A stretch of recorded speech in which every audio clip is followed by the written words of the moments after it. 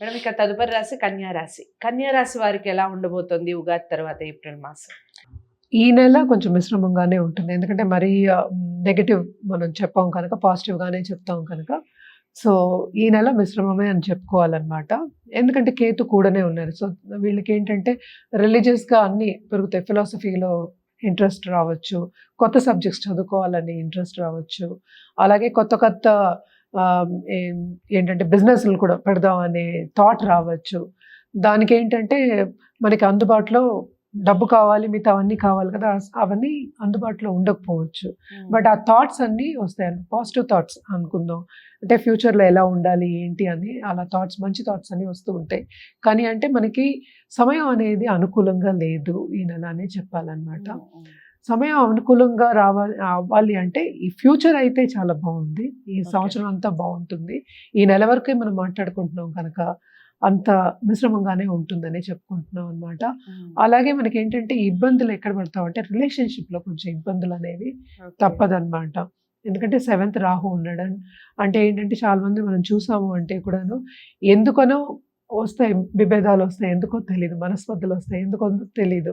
అంటే కొన్ని అడ్డంగాలు కూడా రిలేషన్‌షిప్‌లో వస్తాయి. అలాగే కొత్తగా పెళ్లి చేసుకోవాలి.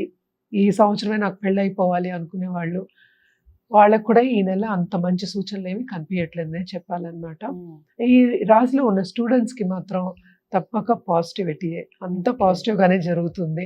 ఎందుకు పాజిటివ్‌గా జరుగుతుందంటే సెవెంత్ రాహు అంటే ఏంటంటే ఆ ఎనర్జీ కూడా ఇస్తాడు. అలాగే లాంగ్ డిస్టెన్స్ ట్రావెల్ చేయడానికి, శ్రమ పడ్డానికి, అలాగే ట్రావెల్‌లో శ్రమ పడ్డానికి, గమ్యాన్ని చేరుకోవడానికి తప్పక అది తోడ్పడుతుందనమాట సెవెంత్.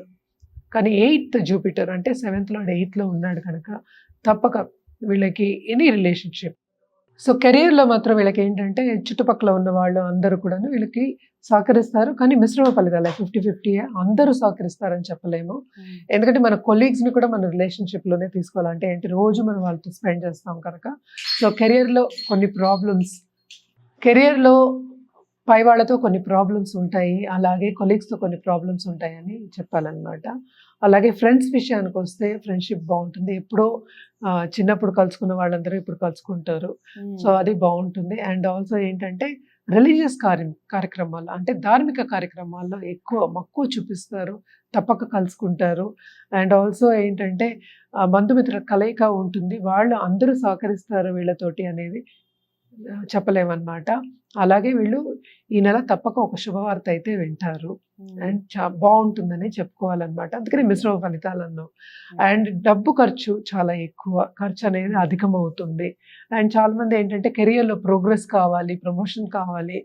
అలాగే కొత్తగా నేను ఇప్పుడు కెరియర్ స్టార్ట్ చేస్తున్నాను అనుకున్న వాళ్ళందరికీ ఏంటంటే మిశ్రమ ఫలితాలే.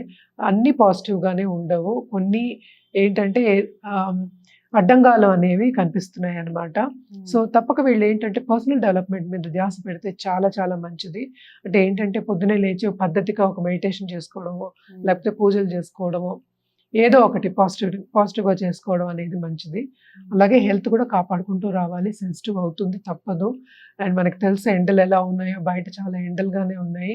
ఎస్పెషల్లీ అప్పర్ రెస్పిరేటరీ సిస్టమ్‌ని కాపాడుకుంటూ రావాలి. అలాగే పిల్లల విషయానికొస్తే తప్పక స్టూడెంట్స్‌కి బావుంటుంది. అలాగే ఏంటంటే పై చదువులకు వెళ్ళే వాళ్ళకి బావుంటుందని చెప్పాను కనుక వీళ్ళు కాంపిటీటివ్ ఎగ్జామ్స్‌లో చదువుకునే వాళ్ళకి కూడా బావుంటుంది. ఎందుకంటే శ్రమ అనేది అధికం. సో, శ్రమ అధికం పడాలి అంటే దానికి ఇంకా మించి శ్రమ పడితే, రెండెత్తుల శ్రమ పడితే తప్పక ఫలితం అనేది వీళ్ళకి ఫ్యూచర్‌లో తప్పక తగ్గుతుంది వీళ్ళకి. బావుంటుందనే చెప్పుకోవాలి. అండ్ ఆల్సో కెరియర్ ప్రోగ్రెస్ కావాలన్న వాళ్ళకి కూడా ఇది స్టెప్పింగ్ స్టోన్ ఈ నెల ఇంకా బావుంటుంది. ఎందుకంటే జూపిటర్ ఏమో మే నెలలో అంటే ఈ నెలాఖరికి మూవ్ అవుతున్నారని చెప్పాలి. అది కూడా చాలా బావుంటుందనే చెప్పుకోవాలనమాట. మన పరిహారాల విషయానికొస్తే తప్పక విష్ణుమూర్తిని కొలవడం చాలా మంచిది. అలాగే దేంట్లోనూ అడ్డంగాలు రాకుండా మనం గణపతికి వెడ్నెస్డే పూజ చేయడం చాలా మంచిదనమాట. అలాగే గరిక పెట్టడం ఇంకా చాలా మంచిది. గణపతికి ఎప్పుడు గరిక పెడితే లాంగ్ డిస్టెన్స్ ట్రావెల్ గానీ ఏదైనా కూడా మనకి సక్సెసే వస్తుందనమాట. సో, ఇలాంటి చిన్న చిన్న పరిహారాలు చేసుకుంటే చాలా మంచిదనమాట. కలర్స్ అండ్ స్టోన్స్ చెప్పండి మ్యామ్. కలర్స్ విషయానికొస్తే మనం ఏంటంటే గ్రీన్స్ ఎక్కువ చెప్తాం అనమాట వీళ్ళకి. గ్రీన్స్ చాలా బావుంటుంది. అలాగే బ్లూస్ కూడా ఎందుకంటే మనకి 7th హౌస్‌లో రాహు ఉన్నాడు కనుక అది బ్లూ ఎక్కువ. వాళ్ళు కావాలంటే కూడా ఎక్కువ మక్కువ కూడా చూపిస్తారు బ్లూస్‌లోకి. సో, లైట్ బ్లూ నుంచి డార్క్ బ్లూ వరకు వెళ్ళిపోవచ్చు మనం. చాలా బావుంటుందనే చెప్పుకోవాలనమాట. అలాగే స్టోన్ విషయానికొస్తే మనం పచ్చలు ఎక్కువ చెప్తాము. కానీ రాహు ఇప్పుడు 7థ్‌లో ఉన్నాడు. అలాగే కేతు ఉన్నాడు కనుక వైడ్యూర్యం కూడా పెట్టుకోవచ్చనమాట. ఎస్పెషల్లీ ఏంటంటే గుప్త సబ్జెక్టులు చదువుకోవాలి. ఇప్పుడు అస్ట్రాలజీ, న్యూమరాలజీ ఇలాంటివి ఉంటాయి కదా! ఈ సబ్జెక్ట్స్ చదువుకోవాలి. దాంట్లో పైకి రావాలి ఫ్యూచర్‌లో అనుకునేవాళ్ళు తప్పక ఇవి పెట్టుకోవచ్చు. 2 పెట్టుకోవచ్చు. బావుంటుందనమాట. రైట్. చాలా బాగా చెప్పారు. కన్యా రాశి వారికి మిశ్రమ ఫలితాలు ఈ మంత్ వరకే ఉంటాయి. కంగారు పడాల్సిన అవసరం ఏం లేదు. ఇక మీరు చక్కగా గ్రీన్స్ ఎక్కువగా, బ్లూస్ ఎక్కువగా వేసుకోవడానికి ట్రై చేయండి. అండ్ మీరు పచ్చలు అండ్ వైట్ స్టోన్స్ కూడా మీకు బాగా కలిసొస్తాయి. ఏదేమైనప్పటికీ వ్యక్తిగత జాతకాలు చాలా చాలా ఇంపార్టెంట్. వ్యక్తిగత జాతకాల్ని పరిశీలించుకొని పరిహారాలు చేసుకోండి.